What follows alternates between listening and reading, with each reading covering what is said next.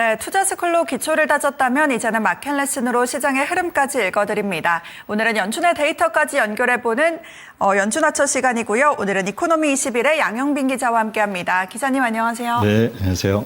네, 먼저 오늘의 주제부터 공개하겠습니다.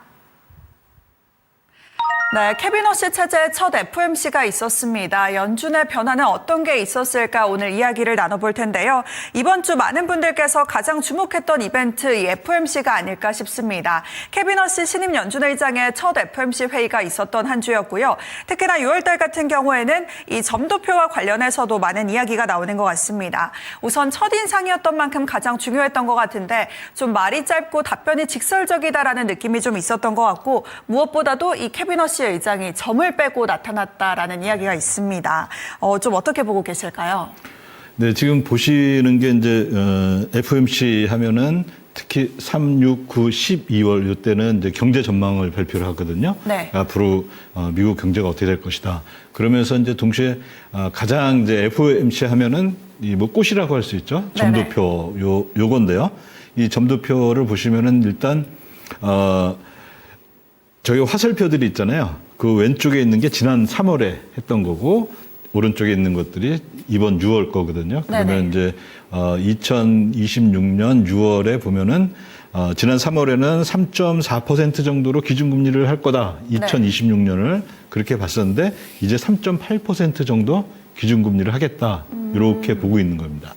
그다음에 저 맨 밑에 보면 숫자가 있잖아요. 네. 19, 18, 19, 18 이렇게 돼 있잖아요. 네. 이게 바로 이제 뭐냐면은 이 점도표에 점을 찍은 분들의 전부 몇 명이 찍었나 그걸 보여줍니다. 그러면 18이 나왔다는 것은 케빈 워시가 안 했다는 거잖아요. 한 명이 빠졌다. 네, 한 명이. 거죠. 네, 그 얘기는 뭐냐면은 아직 한 명 정도만 빠진 것 같고요. 그러니까 케빈 워시가 이제 어떻게 보면은 이제 취임한 지 얼마 되지도 않았으니까. 네. 완벽하게 장악하지는 못했을 거고 그쵸. 만약에 이게 한 뭐 15 이 정도 나왔다 그러면 케빈 워시가 상당히 영향력이 있군 한데 아직은 좀 그런 것 같고요. 근데 저기 이제 2028년 저희 세 번째 이 열에 보면은 17로 돼 있어요. 네. 그 한 분이 이제 안 하신 건데, 네. 근데 이거는 이제 시장에서는 어떻게 생각하냐면은 2028년이면 2년 뒤잖아요. 네. 뭐 어떻게 될지 모르잖아요, 이게. 그러니까 굳이 이 28년에 대해서는 이거 뭐 지금 이 점도표를 내가 찍는다는 거는 의미가 없다. 큰 의미 없다. 뭐 이제 그 정도인 것 같고요. 그다음에 FOMC에서 이제 굉장히 재미있었던 것 중에 하나는 이 케빈 워시 이제 신임 연준 의장의 제일 큰 것 중에 하나는 그동안 이제 포워드 가이던스라고 해서 네. 앞으로 우리가 연준이 중앙은행이 미국의 통화 정책을 어떻게 할 것이다 이렇게 이제 보통 얘기를 해주거든요. 네. 근데 그걸 없애겠다 그런 거예요. 맞아요. 예, 그래서 이제 포워드 가이던스의 이제 꽃 중에 하나인 점도표에도 이제 의장은 이제 참석을 그 점을 안 찍은 거고, 그 다음에 이제 처음 이제 이 FOMC 회의가 열리면은 이 성명서가 나오거든요. 뭐 A4 용지 한 장 정도로 성명서가 나오는데 보통 한 300단어 정도로 썼는데 네. 이번에 130단어로 확 줄였어요. 그 얘기는 이제 뭐 자기가 이제 포워드 가이던스를 폐지하겠다라는 의지를 이제 보여준 것 같은데 요렇게 이제 점도표는 어쨌든 한 연내에는 한 번에서 두 번 정도 인상하는 걸로 이렇게 돼 있고, 그 다음에 2027년 뭐 요것도 사실 한 1년 뒤니까 이거 참 어떻게 될지 모르는 얘기지만 어쨌든 얘도 한 두 번 정도 인상하는 걸로 이렇게 돼 있는데 2027년을 보면은 이 점도표 찍은 게 위에서부터 하나, 둘, 다섯, 둘, 셋, 넷, 하나 이렇게 저기 두 번째 열이 보면은 그렇게 굉장히 범위가 넓죠. 네. 이게 뭐냐면은 사실 그 FOMC에 참여한 위원들도 어떻게 될지 모르겠다는 거예요. 이게 변동성이 높다는 예상하기 거는 어렵다. 예상하기 어렵다는 거고 그런 이제 상황들을 보여주고 있습니다. 그거에 이제 굉장히 큰 것 중에 하나는 일단 전쟁이 지금 오늘도 뭐 속보가 나왔는데 뭐 이란 대표들은 뭐 참여 안 한다고 그러고 지연됐다 그러고 전쟁의 뭐 불확실성도 있고 그다음에 이제 굉장히 큰 것 중에 하나는 지금 우리 이 AI라는 게 들어와서 이 세상이 지금 격변하고 있잖아요. 네. 그런 거가 어떤 효과를 갖고 올지 뭐 사실 연준 의원이라고 그걸 다 알 수는 없으니까요. 그런 것들을 반영하고 있지 않나 이렇게 보여집니다.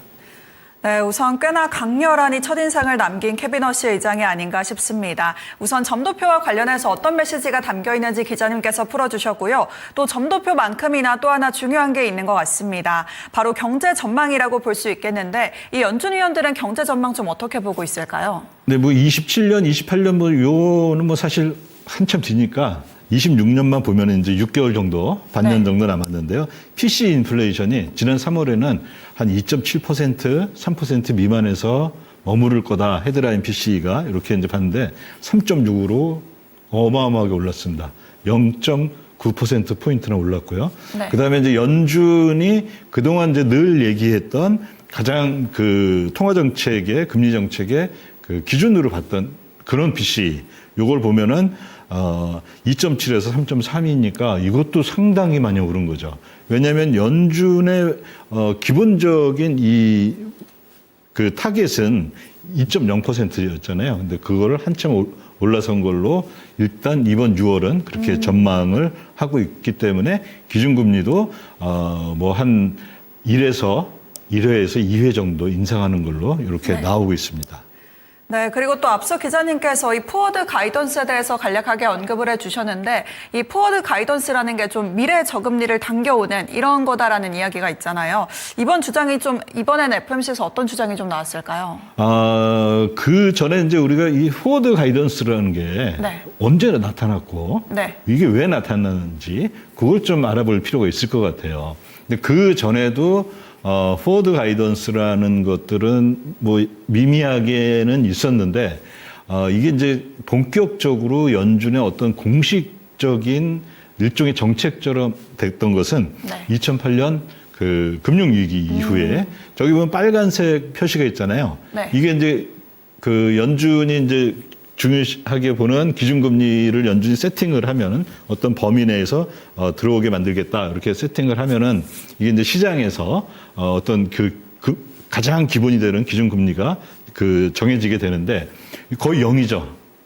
그러네요. 근데 이게 이제 2008년 금융위기가 끝나고 네. 뭐 경제학적으로 얘기하면은 일단 이제 경제의 총수요가 급감을 하고 총수요가 급감하니까 생산하는 이제 뭐 회사 하시는 분들은 어떤 생각을 하냐면 내가 이거 생산을 해봤자 수요가 적으니까 팔리지 않을 거고 재고만 쌓이고 그러면 이 회사의 수익성이 악화되고 그러면 이게 이런 생각이 모두가 하면 할수록 경제는 더 안 좋아지잖아요.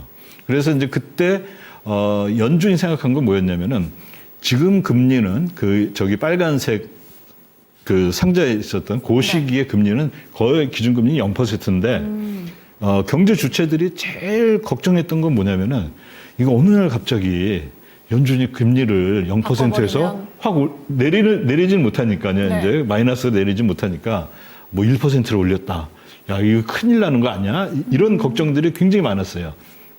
다시 말하자면은 뭐 금융시장도 그랬겠지만 실물 경제에서는 여기에서 갑자기 야, 이게 지금 0%로 우리가 그나마 하고 있는데 1%로 올리는 이런 불확실성들이 굉장히 불안하죠. 제일 안 좋은 거거든요. 이 네. 경제, 실물 경제나 금융에도 마찬가지고요. 근데 그런 상황에서 연준도 이제 뭐 각 지역 연준의 12개 연은들이 그 지역에서 이제 활동하는 그 경제 활동하시는 분들도 많이 만나고 하면서 제일 느꼈던 게 뭐냐면은 그런 불안감을 또는 불확실성을 없애줘야겠다. 그래서 포워드 가이던스가 이제 버냉키 시절에 이제 본격적으로 많이 쓰였는데 그때 어떤 식으로 얘기했냐면요. 한 2009년, 2008년 요때 지금 0%인데 우리가 한 2014년까지는 한 4년을 앞선 거죠. 한 네. 5년을 앞선 거죠. 그때까지는 계속 유지할 거야. 상당히 먼 미래를 네, 이야기하는 그런 거를 이제 계속 했어요. 그러니까 네. 이제 뭐 생산하시는 분들 또는 금융시장에 뭐 위험자산 그 투자하시는 분들도 안심하고 이 정도 금리라면 우리가 어느 정도 할 수 있겠다 그런 게 생겼던 거죠. 그래서 이 포워드 가이던스라는 것은 사실 어떻게 보면은 제로 금리의 유산이었습니다.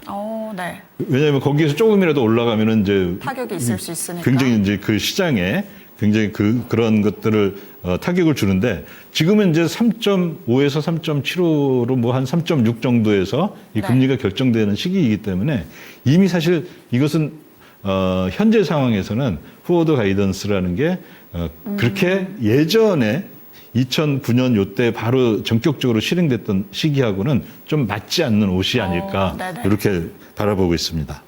네, 그러면 이번 FOMC에서는 좀 어떻게 나타났을까요?